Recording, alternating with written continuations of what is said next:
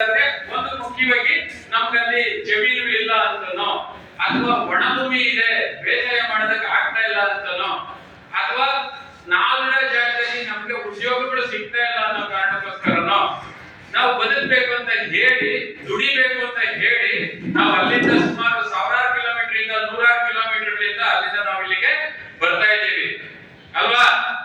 ಹೌದು, ಕರೆಕ್ಟಾ?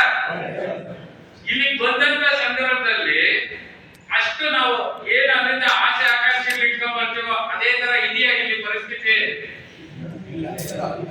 ಇಲ್ಲಿ ಭಿನ್ನವಾಗಿ, ಖಂಡಿತವಾಗ್ಲೂ ಇಲ್ಲಿ ಭಿನ್ನವಾಗಿ ಇರೋದನ್ನ ನಾವು ಕಾಣ್ತೀವಿ. ಸೊ ಅದರಲ್ಲಿ ಮುಖ್ಯವಾಗಿ ಸಮಸ್ಯೆಗಳು ಅಂತ ಹೇಳಿದ್ವಿ. ಸಮಸ್ಯೆಗಳು ನೀವು ಎದುರಿಸಿರೋ ನಿಮಗೂ ಗೊತ್ತಿದೆ.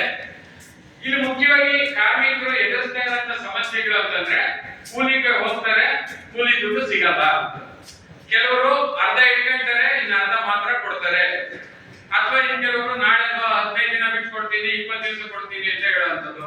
ಅಥವಾ ನೀವು ಮಾಡಿರೋ ಕೆಲಸ ಗುಣಮಟ್ಟದಲ್ಲಿಲ್ಲ, ಕ್ವಾಲಿಟಿಯಾಗಿ ಇಲ್ಲ ಅಂತ ಹೇಳುವಂಥದ್ದು. ಈ ತರ ಹೇಳಿ ವಂಚನೆ ಮಾಡುವಂಥದ್ದು. ನಾವು ದುಡ್ದಿರೋ ಕೂಲಿಗೆ ದುಡ್ಡು ಕೊಡದೆ ವಂಚನೆ ಮಾಡುವಂಥದ್ದನ್ನ ನಾವು ಕಾಣ್ತೀವಿ. ಇದ್ರ ಜೊತೆಲಿ ಕೆಲಸ ಮಾಡೋ ಜಾಗದಲ್ಲಿ ಒಂದು ವೇಳೆ ಬಿದ್ದು ನಮ್ಗೆ ಅಪಘಾತಗಳಾಗಿ ಕೈ ಕಾಲು ಹೋಯ್ತು ಅಥವಾ ಅನಿರೀಕ್ಷಿತವಾಗಿ ಸಾವು ಸಂಭವಿಸ್ತು, ಪ್ರತಿಯೊಂದಕ್ಕೂ ಕಾಯ್ದೆ ಕಾನೂನುಗಳಿದಾವೆ.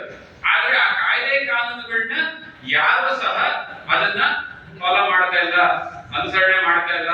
ಅದನ್ನ ಅಲ್ಲೇನಾಗ್ತಾ ಇದೆ ಅಂದ್ರೆ ನಮ್ಮ ಕಾರ್ಮಿಕರಿಗೂ ಅದೇನಾಗಿದೆ, ಸೊ ನಮ್ಮ ಮಾಲೀಕರು ನಮ್ಮನ್ನ ಕರ್ಕೊಂಡೋಗಿ ಹಾಸ್ಪಿಟಲ್ ಸೇರಿಸಿದ್ರು ಅಂದ್ರೆ ಖುಷಿ. ಒಳ್ಳೆ ಮಾಲೀಕರು ಇದ್ದಾರೆ ನಮ್ಮವರು, ಹಾಸ್ಪಿಟಲ್ ಕರ್ಕೊಂಡು ಹೋದ್ರು ಮಾನವೀಯತೆ ದೃಷ್ಟಿಯಿಂದ.